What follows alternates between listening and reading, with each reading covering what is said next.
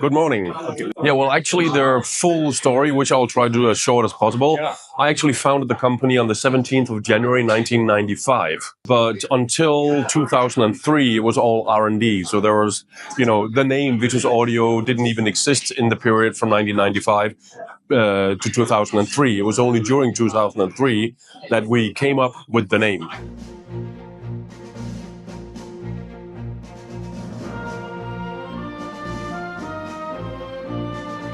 We then went to a couple of trial shows in 2003, one in Stockholm, one in Copenhagen, and then one in Frankfurt. The one in Frankfurt is what became the Munich high-end show. Yeah. We don't actually count that into our history as such, which is why I'm mentioning it now, because we always say we started in 2004, which is when we went to CES for the first time and when we had actual completely finished products that we could sell. And during CES 2004 is where we started meeting or met our first international partner worldwide, which funny enough was in Hong Kong. Oh, really? So Hong Kong was our first market. Yeah. And it was the first time I actually had to go to a customer to see or overview the installation to the first customer. So the first time I was ever in Asia was in 2004 in Hong Kong. Okay, so that's kind of a funny moment for me to be back now here at the Hong Kong show finally. So when we count from 2004, our brand Vitus Audio has been around for 21 years. A lot of people don't actually think about us being around for that long, but yeah, so 21-year-old brand and company as a whole.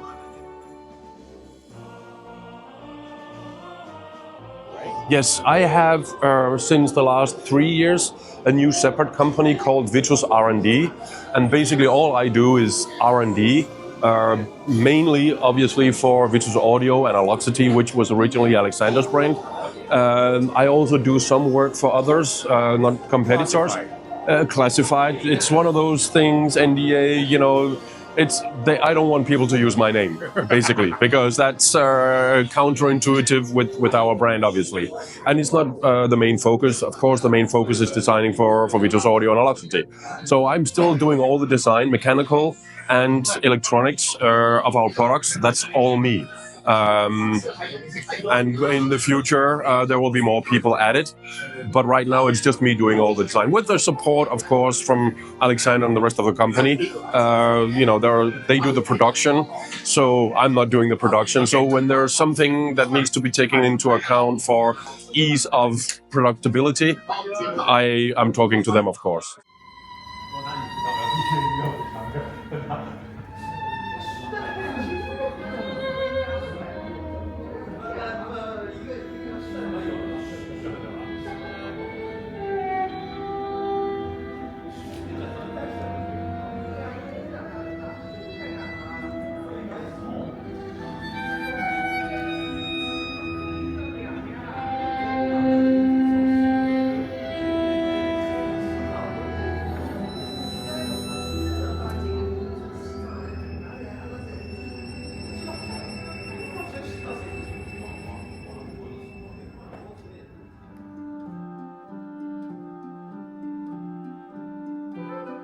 Simple. It's very, very simple. There is no pricing strategy. We simply try to build the best possible product we can without any regard to what things cost.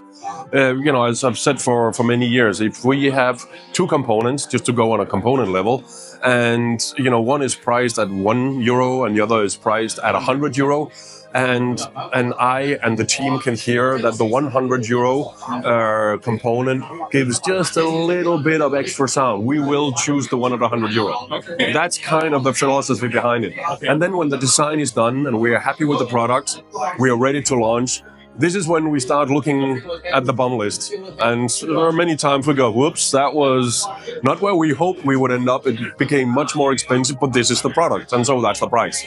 Okay. So we don't do it as others where we say we have this price point for the end product in mind and we design from that. No, from my point of view, that's already from day one limiting the possibilities of what we can achieve from a total performance point of view. So that's the short answer.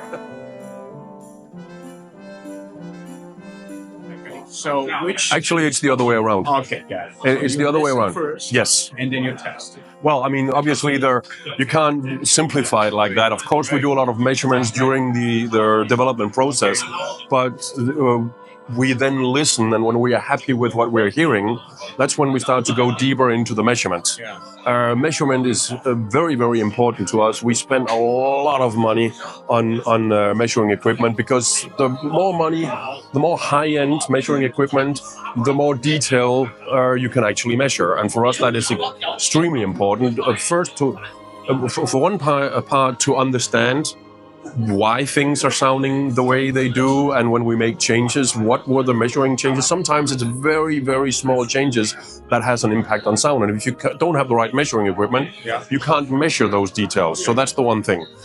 Second thing is, of course, which is for the customer way more important, I guess, is repeatability. Right. You know, serial number 1, serial number 100, Same. serial number whatever, they have to be the same, and we have very, very narrow tolerances that our products has to meet before we allow them to be shipped out of the factory. So yeah, we spent, I would say, megabucks on measuring equipment.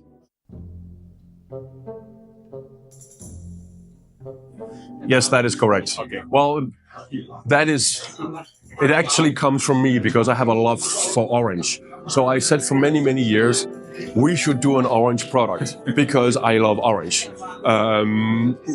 But that was all what I had to do with that. So it is true that the way to make that color or get that result, that was a lot to do with Britta, my wife, because she comes from the textile industry, and so she has an eye for these things. Yes, and she really has a good sense for this. So, and this is also one of the reasons why that option is quite expensive, because it's a two-paint process. It's first painted titanium color, and then it has this transparent orange layer on top of it, hence titanium orange. So she was the one who was driving that part, together with the factory, obviously, but she was finally the one that signed it off and said, yeah, I like that color. Because, you know how that goes with wives. So Great.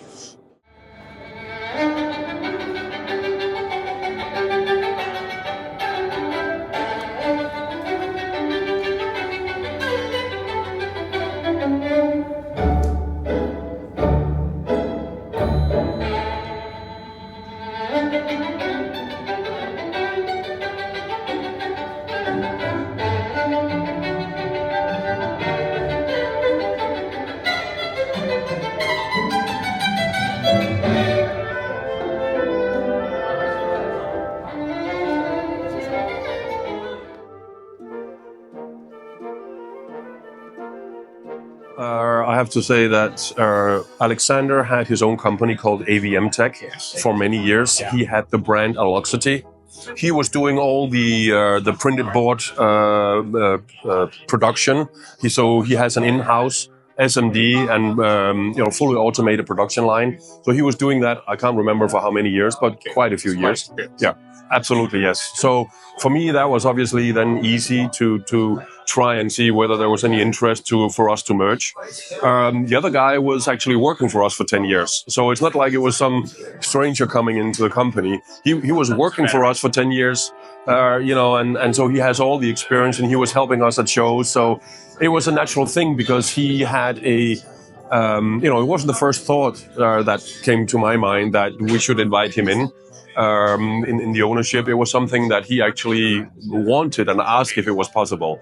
So, and for me personally, it was a matter of me wanting to get back to my roots, which was R&D. So, what usually happens is you start a business like this, doing all the development of the products, but then you have to make it a business. You have to travel the world. You have to do all the marketing and all the hard work when it comes to that, managing the company. So I had to hire people in to do the R&D. This is when I transitioned from being CEO to being the CTO, because that was my main wish, that I still wanted to be doing that. But I just got further and further away from actually doing the work, and I really wanted to go back to that. So it was very egocentric when choice when it came to that. Oh, here's an opportunity, and it also secures the company many years ahead. And so, yeah, that was basically the reason behind it. So you're in charge of the R&D. Last question. Yeah. What is next for Vitus? Do you have a new project?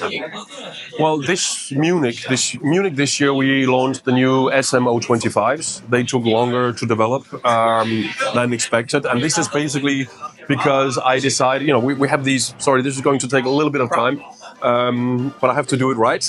Yeah. So throughout the last 21 years, I've been talking about we don't use any global feedback. We only use UI transformers. We only use bipolar transistors, discrete transistors. And, being a little bit away from the whole thing, getting my hands dirty, I wanted to try and, the popular term, I guess, is reinvent myself.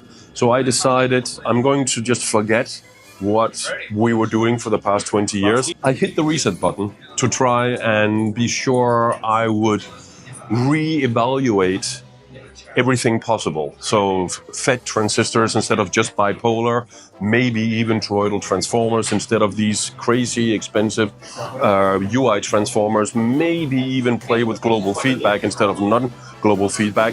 Not necessarily any of it will make its way into any of our products, but I needed to do that for myself to be sure that I was able to move the technology to the next level. So this is what I spent the last 3 years doing.